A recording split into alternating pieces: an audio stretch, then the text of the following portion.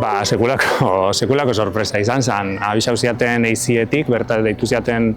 telefonoz lanien hauan goiz baten, hartu nun telefonoa eta eizietik deitzen dizut, eta bueno, sekulako poza eta sorpresa. Enun espero, baina bueno, parte hartzen dezunean arriskua da kasu, eta niri toko zait.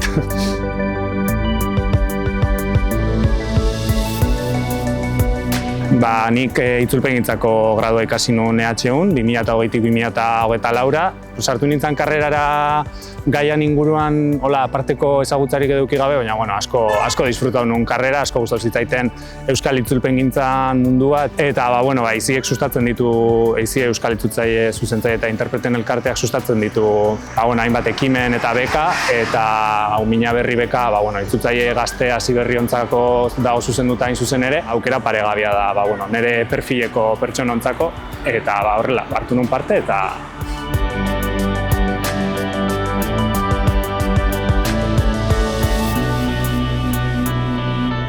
ez dut nik aukeratu,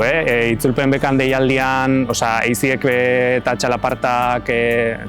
liukero liburu argitaratzen duen argitaletxeak biltzen dira, eta urtero Mina Berri bekarako aukeratzen dute nazioartean haur eta gazte literaturan esanguratsua edo dan lanen bat, eurak aukeratzen dute. Gero ateratzen da beka deialdia liburu horren pasartetxo batekin, eta parte hartu nahi dugunok itzultzen dugu pasarte hori eta parte hartzen moduan bidaltzen dugu.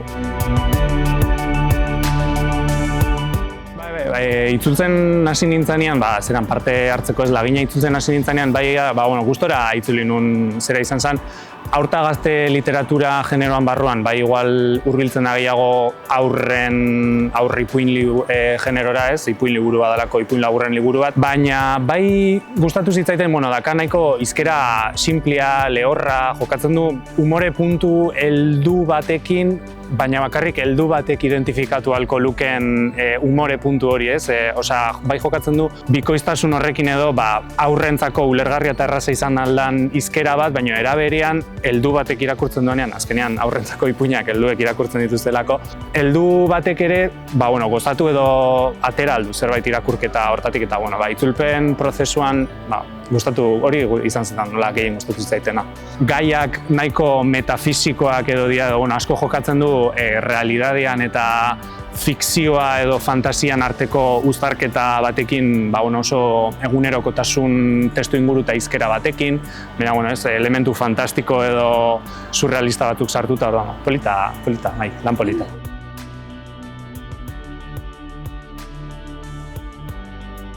Ikustia eta ezagutzia zelakoa da esperientzia bera, liburu bat bere osotasunean hartu, bere esan nahi eta irudipen sisteman sartu, eta hori pixkate alemaneratik euskerara ekarri, eta murgiltze prozesu hortaz gozatzia, nik neuk ere ikastia, nire argitaratuko da nire lehenengo itzulpena izango da, orduan ikastia, gozatzia eta ikustia zer dan, prozesu hau hasi eta bukatu arte zela bizi duten hainbat itzultzaiek, eta etorkizunera begira aukera bat izango delakoan. 2007an, hori da, hemendik handa urte amaierara arituko naiz ni itzultzen, eta gero 2007an txalaparta argitaletxean eskutikan etorriko da liburua. Espero, gustatuko litzaidake, gero igual prozesua amaitzen detean esaten dut, ez nahi berriz literatur itzulpenikin, baina nik usten dut polita izango dela eta gogotxuna, bai.